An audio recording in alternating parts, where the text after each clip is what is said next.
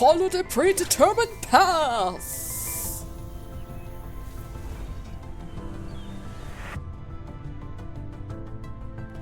Oh god, I love this ego. It looks so pretty! The predetermined path of the tail, being snarled, for that is only right. Ah, Faust!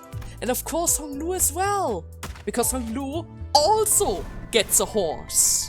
Run along the flow! This looks so cool. All of them look so cool. It's kind of a shame that only 2 of those guys get the Rose Hunter, but alas, right? Alas. Run along the flow and voila! There you are! This is also gonna be so great! This is gonna be so great! Which type of ego are we talking though? Oh no, it's a tit.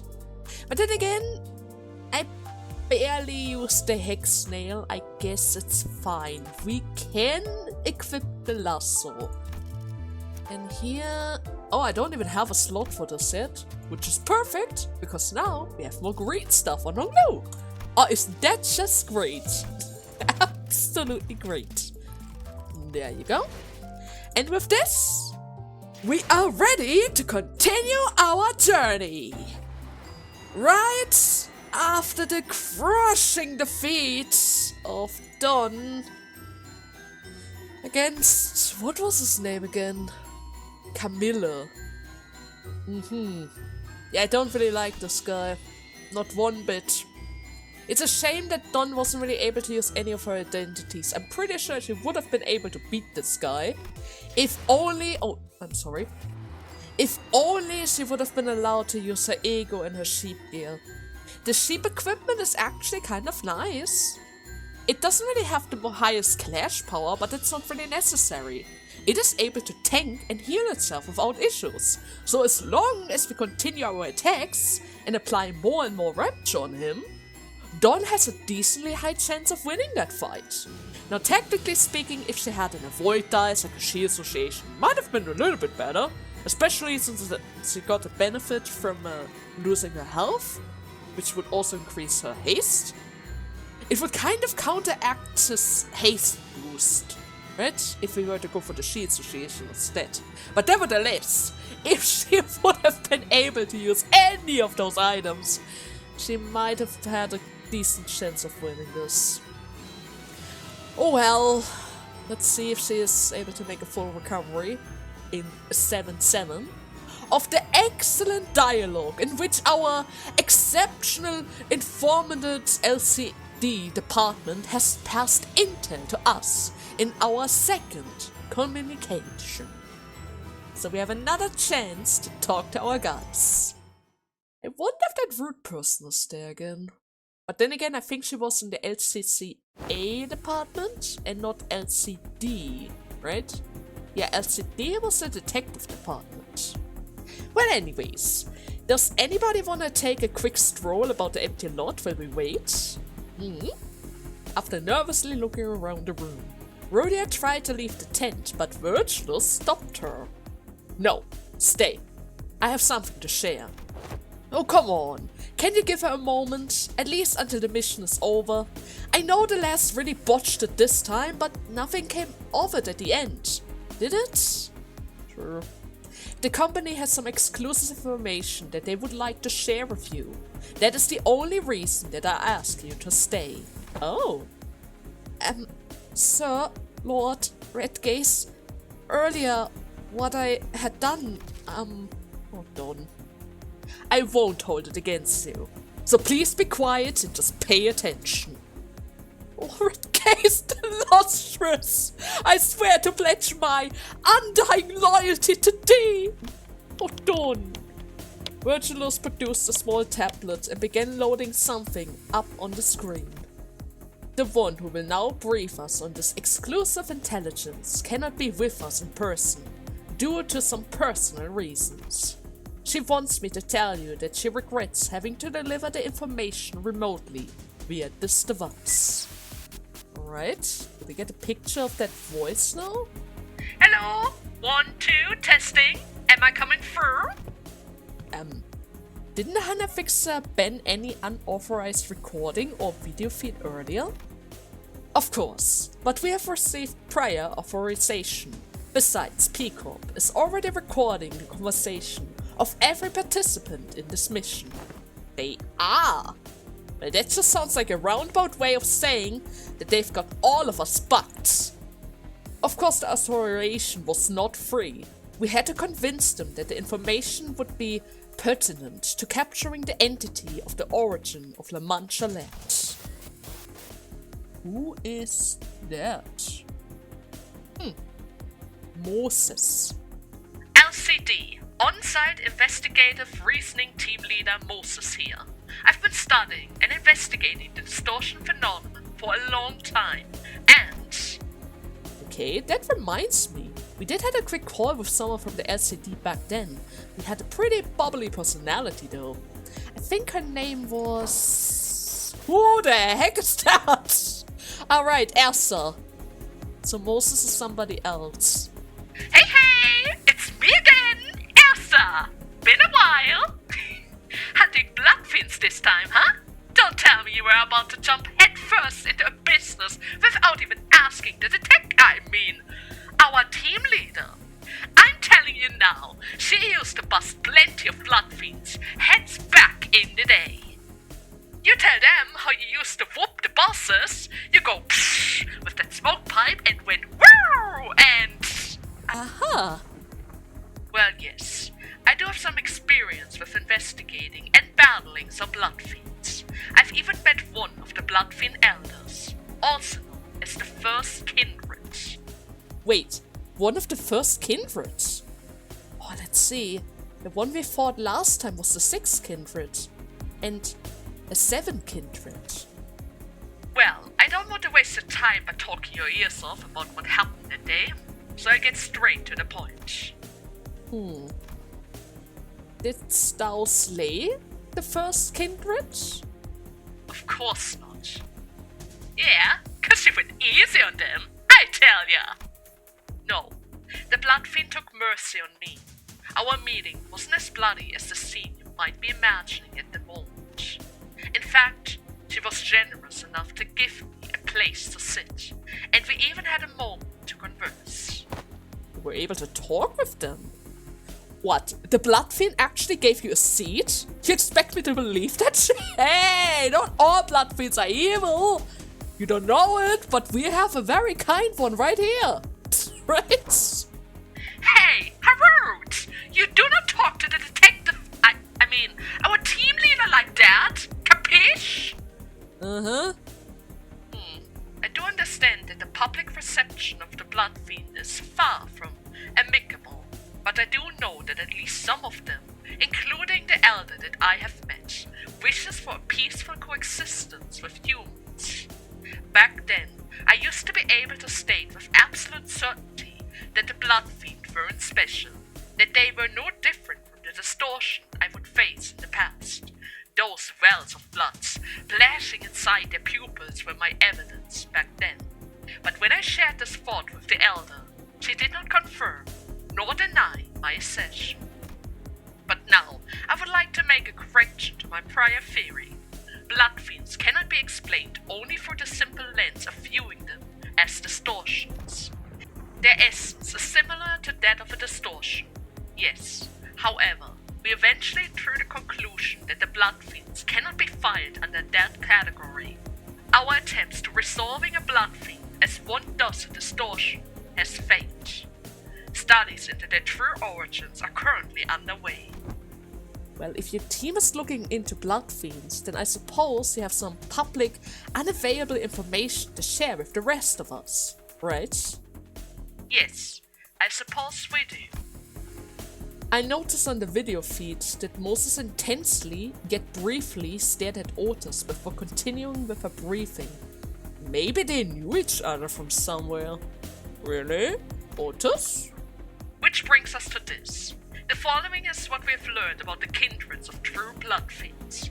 Those in the same veins as the one you've already encountered.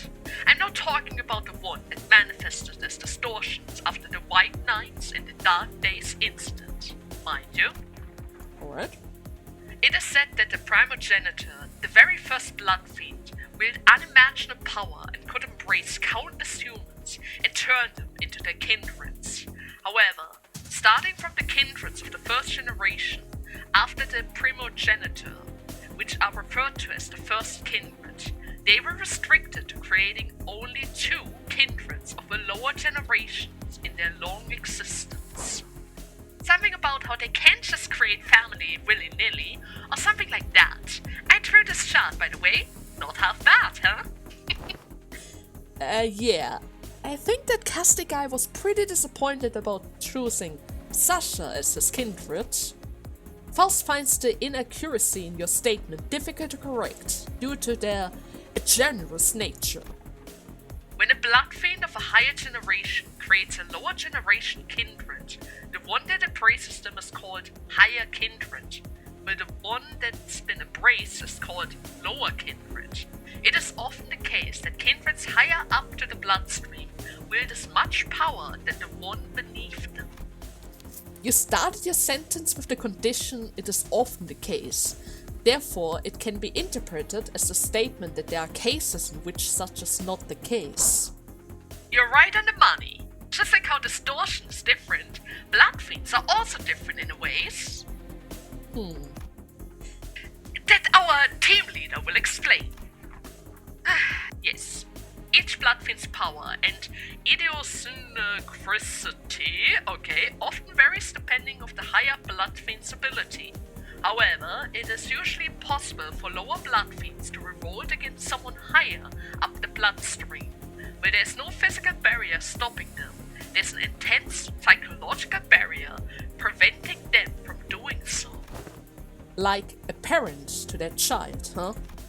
Yes, like parents to their children. Considering that they even call one another with familiar terms such as father, mother, and child, it is no mere metaphor. This is why they call such an act of revolt going against the bloodstream filia impiety. Just as how blood becomes the axis of value judgment, so does the idea of the inviolable relationship between family members get imprinted into the core of their very being. Upon being turned, Bloodfiend experienced an extreme level of twist in their moral judgment. And that is why the Bloodbags, who are at the bottom rung of the family tree. The Bloodbags are a different story. Bloodfiends and Bloodbags are the furthest 2 groups of beings could be from family. Dregs that fail to become kindreds. To Bloodfiends, they are quite literally portable bags of blood to replenish themselves as time of need. Rather at time of need. Oh god. Team leader, you should mention this too. You know, when I snapped their necks and smashed them right into water. Yes, Bloodfiends have an irrational extreme fear of water. Water does not physically harm them, but every Bloodfiend I have seen thus far has been afraid of it. Sounds like an easy solution then. Can't we just spray them with water to keep them off our backs? Since you're about to visit a den that is crawling with Bloodfiends, good luck finding even a drop of water in there. Oh, and I was informed that one of you can sense a distortion. I learned this through an unofficial channel, but I still wish to share. About that. Glad to know that there's someone else out there who understands the particular sensation which you sense distortion. I would very much like to meet you in person one day. Okay. Real shame that we can't get to see it ourselves. Are there any famous fixers there? I heard earlier that stupid Camilla kid is there too. Kick his ass for me, won't ya? I tried pulling a prank on him, but that bastard banned me from the chat. Oh, don't worry, Elsa. I'm gonna make damn sure that he will learn his lesson. Well, he already kicked one of our asses. What? Oh, Vespa, come on! I told you hold the line! Where did you go? It appears that they are partaking in quite an activity themselves, huh? I think we can end the call here, Moses. Very well. Oh, got any last word for advice? Any last words? I once heard that some kindreds higher up the bloodstream have once overcome the fear of water. Blood eventually does get thicker than water after all. Now let's see if there's anything I have left out. I must advise you against underestimating their bloodlust, because no matter how hungry for blood you think they are, they will be worse. Alright. What's that supposed to mean now? With her last words, which left us wondering what they were supposed to mean, the call was dropped. So, Moses is able to see distortions. Bloodfiends are scared of water. And they're extremely hungry. Okay, I can remember that. Oh, and also the fact that one Bloodfiend can only create 2 other Bloodfiends. It's a bit restricting, because the first one seemed to be able to just do whatever he wants. He could create endless amount of them, but it seems like that's not really the goal. I mean, to be fair, they can't really turn everyone into Bloodfiends, otherwise they wouldn't really have any more food sources and would probably go absolutely insane, right? You cannot completely destroy your food sources. It will lead to mutual destruction, right? Alright then. 7-8, in which is discussed the merry ode of the bus driver and the manager concerning the amusement park. Are we finally able to find the Manchaland? I've been trying to see that place now. Hasn't really shown itself yet. But we've been in this empty parking lot for a while now. Would love to see it. We have about 30 minutes until our Manchaland manifests. Okay, we still have a little bit of time, but I would have loved to see it. I want to see it. They've been talking about it for 2 parts. I want to see it. Okay, we've decided to use this opportunity to gather ourselves. Meanwhile, I had something that I wanted to ask Vergilius before we left. But for that, I need a sinner. So anybody seen Faust around? Of course. Not in a while. What is it, Dante? I'm sure I can help. I mean, he could translate. I wanted to ask Faust to relay my words to Vergilius, but I wasn't sure where she was. Fortunately, Honglu was still here with me, and noticed me looking around. I decided to ask for his help. 30 minutes, Dante. I always have so many questions floating around in my head, but whenever I stand in front of this man, my brain seems to decide to just forget them all. So yeah, why didn't you stop her earlier, Vergilius? Earlier when Don challenged Camilla to a duel. Honglu? Come on, dude! You have one job! I know you're a little bit of an airhead, but you need to translate! Oh god! Dante asked why you didn't stop the fight earlier. Ah, so that's your look of approach. I see. As you must be well aware by now, the Xing Association often chooses the duel as a means of resolving conflicts. But they were also well known for letting bygones be bygones once the conflict in question has been resolved for a duel. Perhaps a lasting memory of some ancient chivalry virtue has been pounded into their bones. I see. So picking a fight with a fixer from another association office might have caused a real problem for us. But the nature of the Xing made this a pretty safe altercation. Okay. Stopping Don from challenging that fixer to a duel would have only exaggerated the situation. And besides... Vergilius gave a long pause. It is about time our third sinner woke up. Weird. Isn't Don the most lucid one out of all of us? Do you mean oh no. Oh no, maybe she should just continue sleeping, you know? Some people you should never wake up. Honglu's interjection was so sudden and random that I wondered for a moment if he thought we were talking about someone else. So, what do you mean with that? But Hong Lu did not correct himself. He pointed to his eye and continued. Oh, my eye, Dante.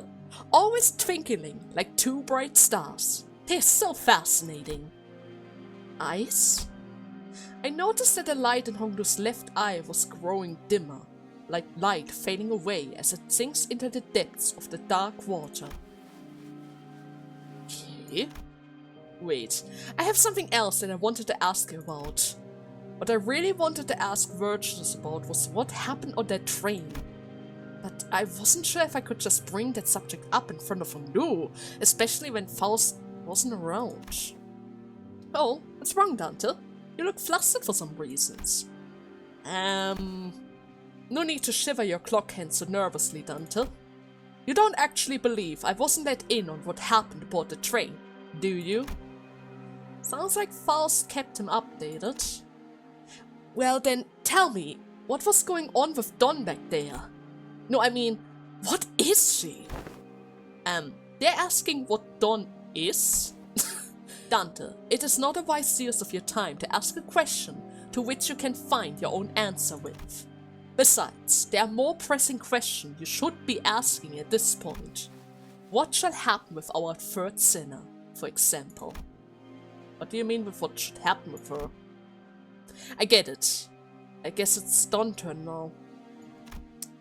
But you're not going to answer that question either, because I'll get the answer anyways, as long as I keep riding the flow, wherever it shall take us. Your hands have stopped trembling. I take it that is a sign that we have an understanding. Should you ever find yourself growing anxious in the Manchaland, when things start to go awry, remember these words. Henceforth, whatever happens, Dawn will remember the promise, Dante. Promise?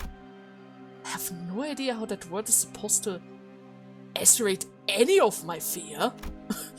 Vergilius isn't the type to waffle on meaninglessly, though. I suppose there isn't anything else I can gather from him at the moment. Sometime later, back amongst the sin at the empty lodge. The promise. Dawn, about what happened earlier. Verily, this is a marvelous day. Would thou not agree, Manager Squire? Is it? Today alone I had the joy of espying a Hana Association fixer with my own two eyes. The honor of clashing steel against Sir Camilla of Qing, and indeed, Sir Camilla was a fixer most righteous and becoming in his live streams. I have not even an ounce of doubt in my mind that the cavil was nothing but an issue of miscommunication. Is she deluding herself now? How did you even access the stream on the bus in the first place? Oh, Manchaland Squire, forsooth! I am finally beginning to feel as though we are tackling contracts worthy of true fixers. To slay the wicked and liberate the innocent from suffering. That was my dream of a lifetime indeed. Sir Vergilius will once again insist that our primary quest is to lay our claim upon the Golden Road, though. Still, I shall eradicate the Manchaland, even if it costs us our quest. And mark my words, for I shall rescue its victims as well. Every last one of them. Alright. We can help. I have no idea how many it is, but we might be able to pull that off. I stared in silence at Dawn's boast. I think I saw stars twinkling in her eyes, just like Hong Lu said. Tick-tock. Dante? I've been looking for you, Faust. Because you had business to discuss with Vergilius, it seems. So you know about that. How? When? It feels like she was accusing me that there weren't any other reasons I'd be looking for her, so I couldn't help but stammer. Now that I think about it, I don't see her alone with Sharon very often. What were you two doing here? Performing certain procedures with Sharon. There's a certain examination procedure we must perform in a certain interval. An examination procedure? It mainly considered a gray matter biofusion normalities. What? Gray matter biofusion normalcy trend test and gray matter response activity level test? Are you checking her brain? Uh-huh. It also includes several other tests, including external brain pressure, Veracity test, the bloodstream distribution test to verify the number within expected range, and what? I guess I will stop here. I'm certainly not one to talk, but I'm once again reminded that Faust isn't very good at talking to people either. Or explaining stuff in a more easier way. I heard passengers are going to the amusement park. Amusement park? More fun than a bus? Well, I've never been one myself, but probably. It is said that an individual partaking in the activities within the amusement park have, on average, an increased heart rate of 1.5 times the typical range. Why? Because they're boarding vehicles that are meant to raise their heart rates, and in turn, their level of excitement. It is known that one of the rides most emblematic of the amusement park experience consists of the following procedure: blinding the passenger to the chair, dropping the vehicle, which often takes the form of a train, from 100-meter height to ground level within the first 3 seconds. Sounds like reckless driving. Must be a terrible driver then, worse than even Sharon herself. Perhaps. She's one to talk, especially when it comes to reckless driving. I'm sure there are other more, fun rides, probably? Perhaps. We should go there someday. A real amusement park. Make a list of stuff that you want to do when you get there, alright? Sharon, Dante wants to know what you want to do. When? Where? They're asking you, should a day come in which you are allowed to travel with us to a location other than the bus itself, what you would like to do at the amusement park. There was a long pause. Sharon's eyes glimmered momentarily as they began to wander elsewhere. Sharon wants to eat candy there. Looks like today's one of those days when everyone gets a twinkle in their eyes.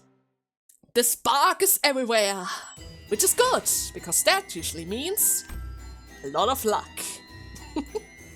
7-9, wherein it's concluded the method by which eradication quest of fixers, the brave and the bold, are to be conducted. Aha. I have to say, those titles are really, really difficult to read occasionally, but I guess that's fine. Are we about to reach the amusement park?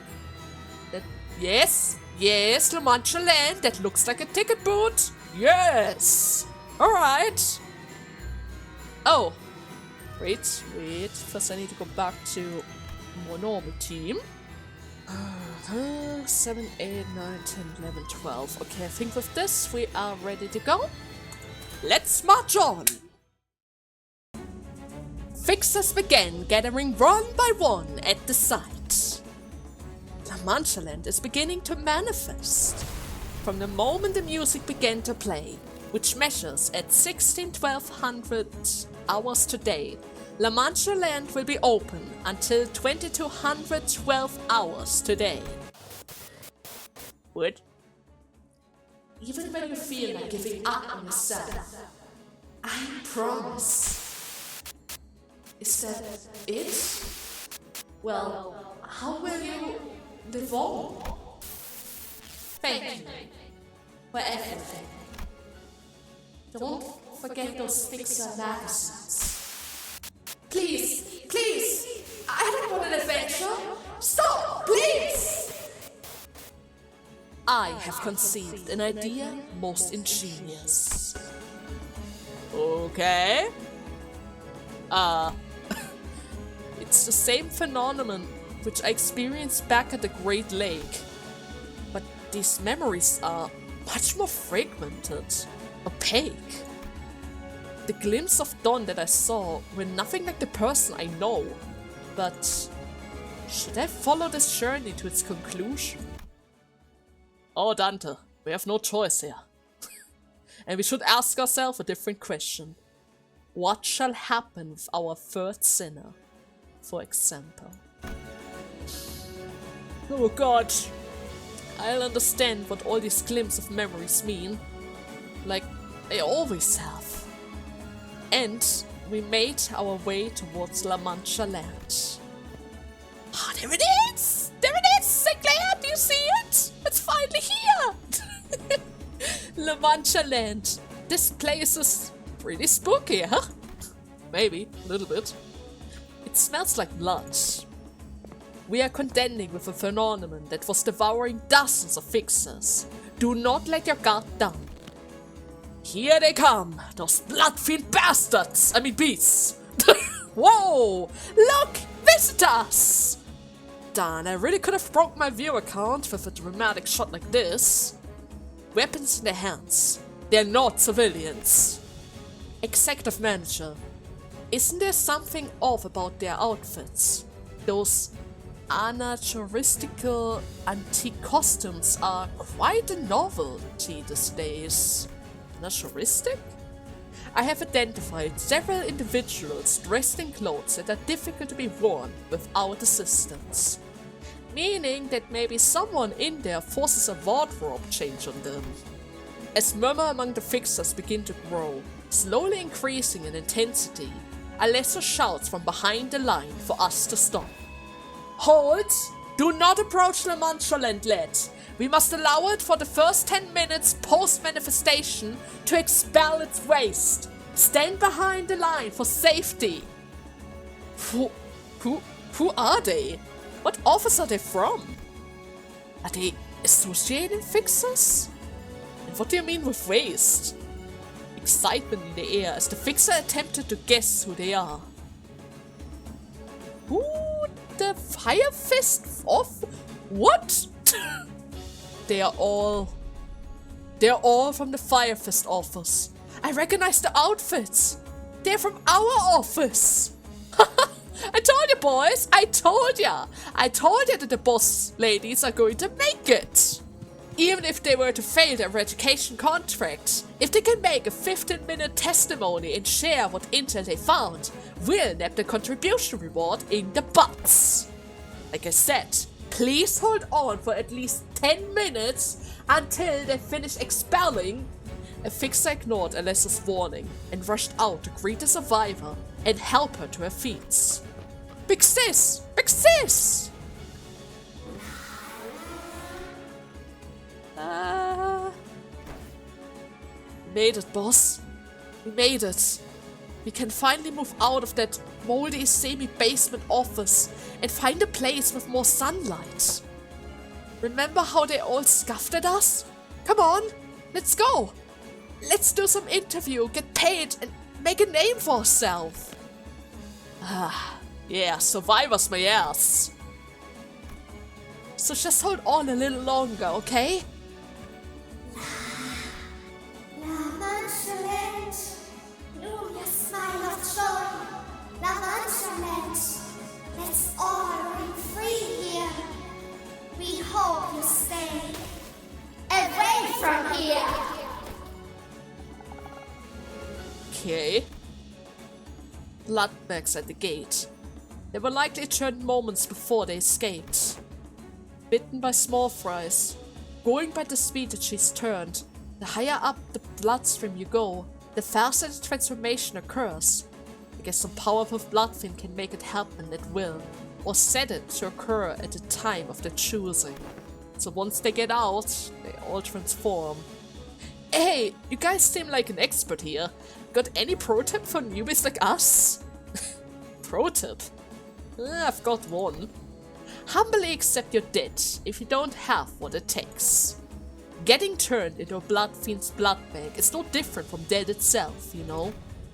Oh, that's easy. I'm always ready to accept that anyways. Now, Honglu, you gotta survive! Okay! But I love her design. The dress is gorgeous. She even has a couple of roses there. Which might be a little bit of an issue, but we will see.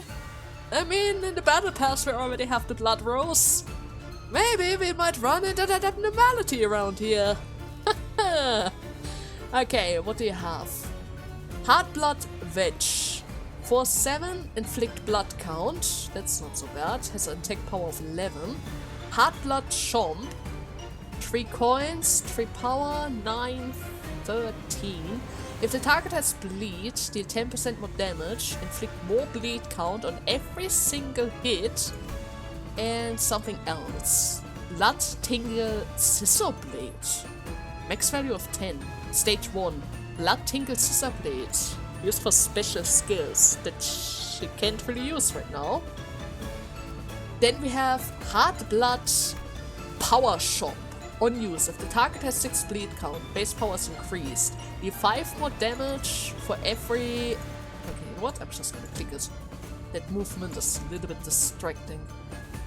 For every Corchulous blood, maximum 25%, consume all of that blood and Blood Tingle Scissor Blade. Inflict 3 bleed and plus 2 bleed count. Heal themselves. Alright, they already have access to that. Isn't that great?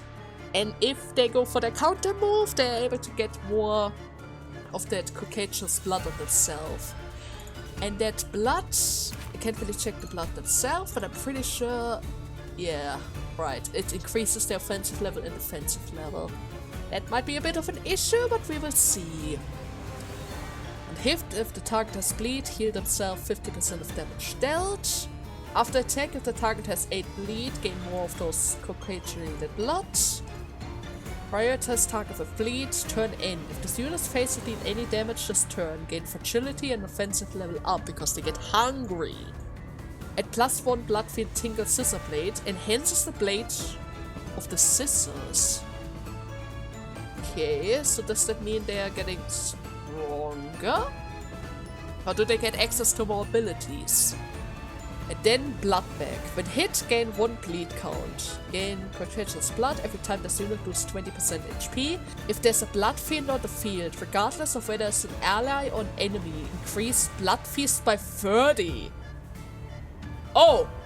And what does that do? Maximum value of 999, so all bleed damage dealt in the scene. Resets when moved to a different zone.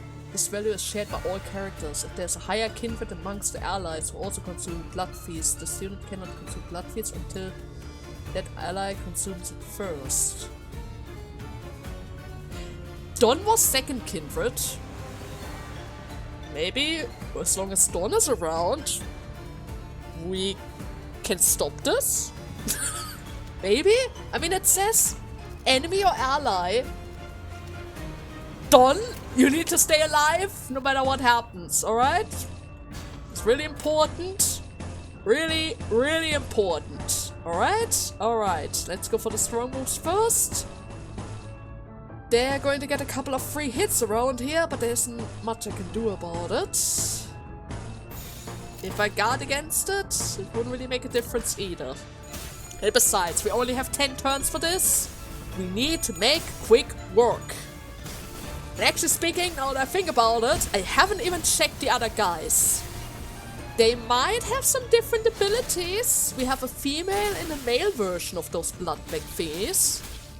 But then again, during the last battle, they were pretty much similar to the other. Yeah, it seems like they're kind of similar.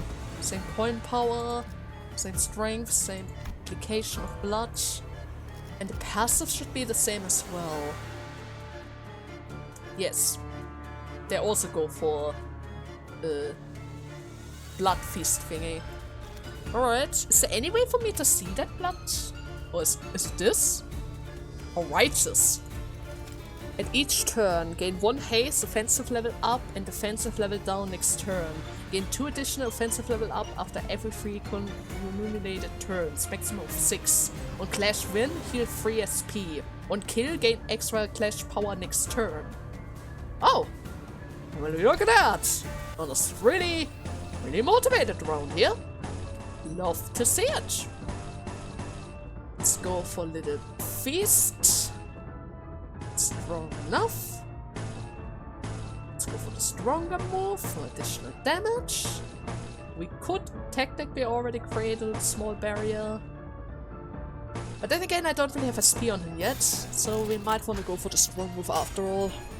Just in order to ensure that we are able to win those clashes. I don't really think it's going to cause an issue around here, because they are not really that tanky, but still. As long as we don't have this P on everyone, it's always a bit tricky to go for the clashes with lower coins. I'm actually really unlucky occasionally, as you can see, 50-50. If I lose too many clashes at once, I'm going to get a bunch of fleet count, and I don't want to see that. I really don't want to see that. Okay, we might want to go for the strong move now. We have offensive level up. Still going to go for the stronger move though, just in case. 16 is strong enough to finish him off, but he's only on 30 HP, so the weaker one is better. That one goes to the next one. That one goes to the next one. 81 might be a bit of an overkill, but that might also be... But that might also go to the next target. 48. 71. Yes, let's go for 71. And... another purple attack. Sure, why not?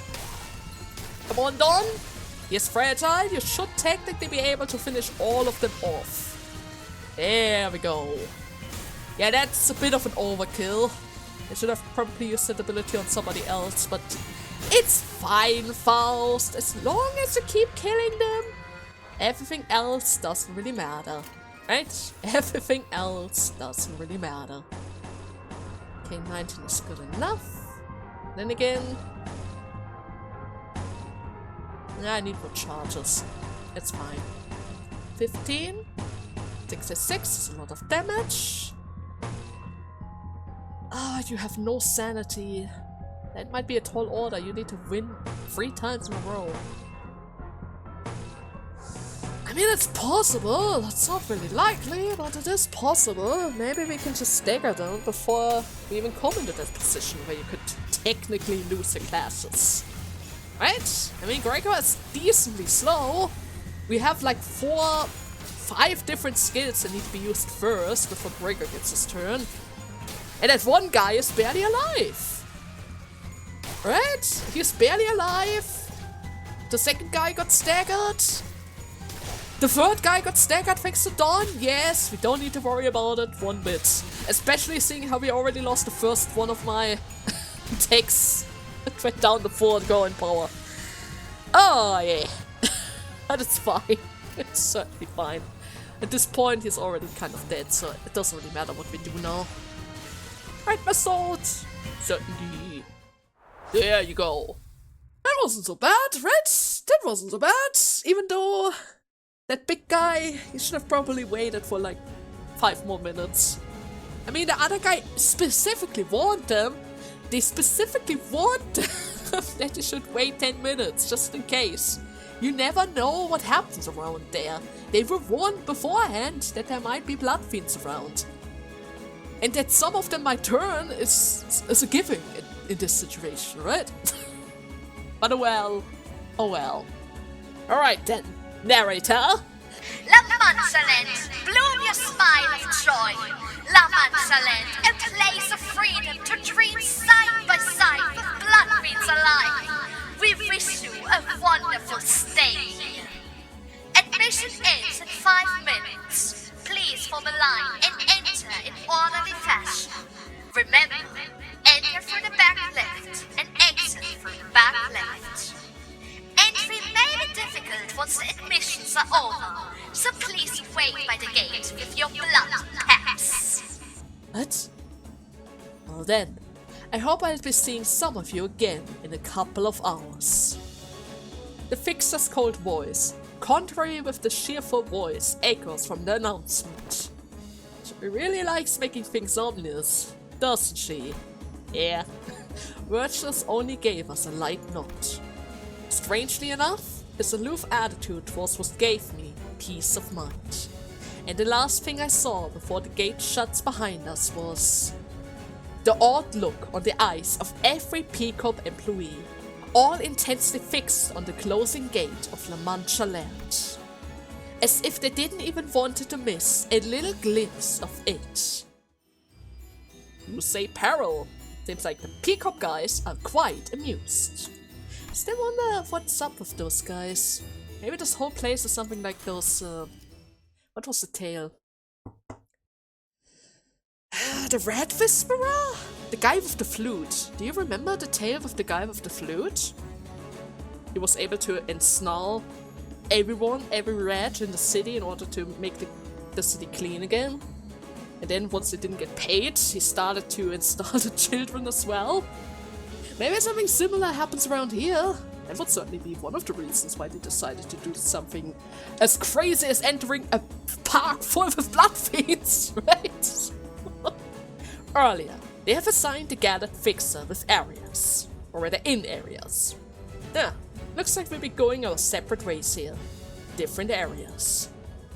Here's hoping we'll both be alive the next time that we meet. Oh, don't worry, we're certainly going to all survive this. Okay, what is this place? I can't read this. It's certainly a Dracula thingy though. It seems that the Bloodfiend Hunter was assigned to Area 3.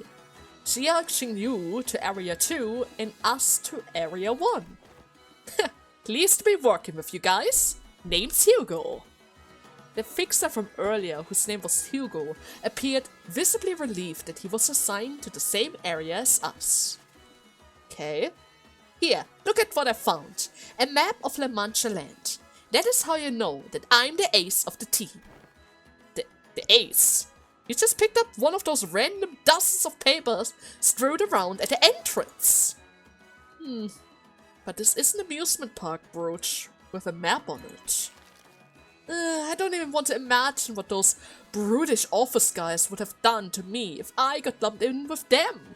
Who knows, they might have killed me as soon as the gate closes. Or worse, they might have left my name out of the education fee recipients. That's just awful, right? So, what did you guys say you were again? Limbus Company Office, right? Sure. It seems that he was under the impression that we were one of the numerous no-name fixer officers. But I didn't really feel the need to correct him in that. Ah, man. Sucks being a small-timer, huh? We always get left out for the good stuff. Not like those Xing or Zwei Association officers who always get the top billings. Nay, this is untrue. Every fixer honored by the great valor and righteousness deserves the respect. Long have I dreamed a dream of becoming a fixer myself. Oh, she's in tears again. A fixer fixes thing, and thus a fixer is a fixer of injustice, a fixer of downrotted fortune, a fixer of all that is unjust. Thus, once we survive this encounter with this wicked place, hand in hand, all shall rethink the impression of us fixers alike. We will see about that. Wherefore art thou giving me such a terrifying look? Kiddo, what you just said was, you don't just say stuff like, once we survive this and that, you kind of ended up jinxing us, you know? The survivors are... Okay, let's just go and find the device in Area 1 first, alright? True.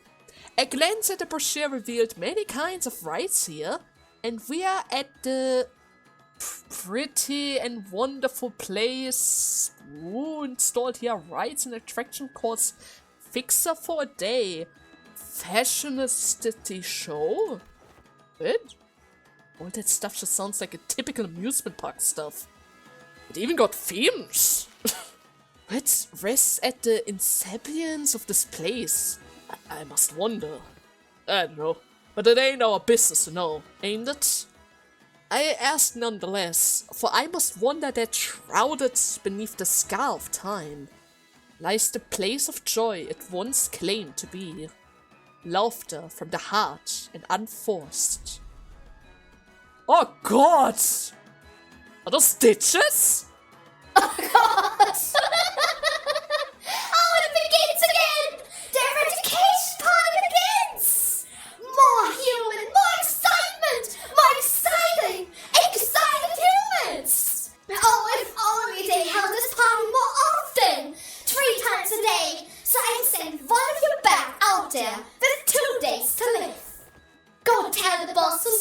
here that we look forward to their visit later.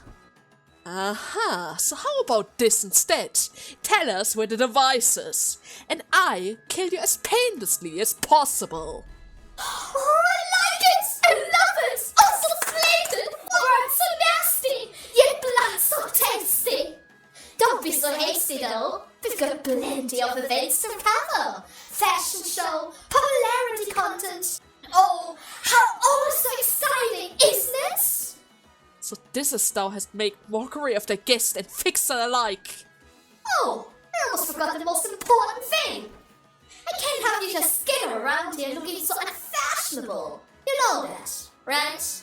Can't have our guests wearing rags that look like they've been stitched together from red hides. I get in trouble for that. Red Hides? That is quality outfits! What the hell are you talking about? And what's that about all of us? Hey, look closer. At least I don't look half bad, right? Well, we will dress you all in pretty dresses and suits. Put you up for display in the powder room and nibble you slowly for a week. Where should I taste first? I'm so excited. Uh-huh. There are a lot of Bloodfiends here. You guys handle them, please.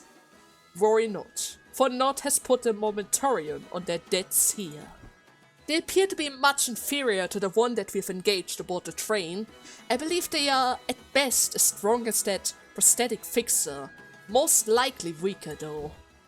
Golly, good and all that. Let's go smash them up! With Heatcliff charging as our signal, the sinners advance, leaping into the horde of Bloodfiends. Let the fun begin! Even though I would love to see them dress up, though. I mean, look at those dresses! They're so pretty! If only all that red stuff and the blood could be removed. But then again, everything around here is made out of blood. Which probably includes the dresses themselves, right? Yeah, maybe we don't want that. Never mind. Maybe we should stick with our usual attire. I mean, we're already kind of dressed up. Partially prosthetic fixer, warp train, rose banner, cheapy, 7. We're all over the place, but that's fine itself. But it seems like those are pretty much the same enemies as the one before, so in order to save a little bit of time so that we can see more stages, I'm just gonna skip a little bit further ahead, unless of course something new happens, like we get a chance to use one of our new egos. No, but seriously, I'm going to skip ahead a little. Give me one little second. Oh, never mind. There is a new enemy around here. Insane Fashionista Bloodfiend. Alright. It's a festival I say. 4, 8, 11 with 3 bleed. Let's dress up. More bleed stuff. Power of 12. We have an event for you. Consume up to 50 Blood Feast, gain 1 Bloodfiend Scissor Blade, and heal 3 SP for every 10 Blood Feast consumed. Which would be times 5, which is 15. When used, if the unit fails to consume Blood Feast with the skill, gain 5 bleed and Contagious Blade instead. If the target has bleed, additional coin power. Okay, but I'm pretty sure she shouldn't really be able to do this then. Starve for blood for a long time. Yeah, she shouldn't really be able to do this then, because Dawn is around. Dawn is certainly higher level than her. Oh no, wait, she's level 60. But level doesn't really matter! It's the ranking system. It's the ranking system. Even though it seems like they only stop attacking her once she realizes that she's a Bloodfiend herself, right? Otherwise she's going undercover, but nevertheless, doesn't really change the fact that we should technically be able to stop her from eating them. If she is even having a chance to eat anything in the first place. Wait, there's an additional buff on her. But that was the hunger, right? She didn't had a chance to eat anything for years. Maybe just days? I mean that the Manchaland appears every day, right? Once every day. But who knows how many people are actually visiting per opening. And there's so many guys around here. The Bloodbags alone, they're also kind of hungry. They also need to be fed. But then again, in Erza's explanation, or was it Moses? They did say that they would also consume the Bloodbags if it becomes necessary, right? They can consume their own kind, or rather their supplies, in order to ensure that they are well fed. 16 is good. You still barely have any sanity. Oh, Gregor. How comes you don't gain any sanity? Are you just not clashing because you're extremely slow? I mean, that's possible. That's actually really, really possible. Okay, for now you're just going to try to gain charges, which is a bit difficult right now, but I guess it's fine. Yeah, it's gonna be fine. Oh, and by the way, I tried to use the lasso. I noticed that Faust and Honglu don't really have the lasso equipped. I guess I accidentally equipped it on a different team.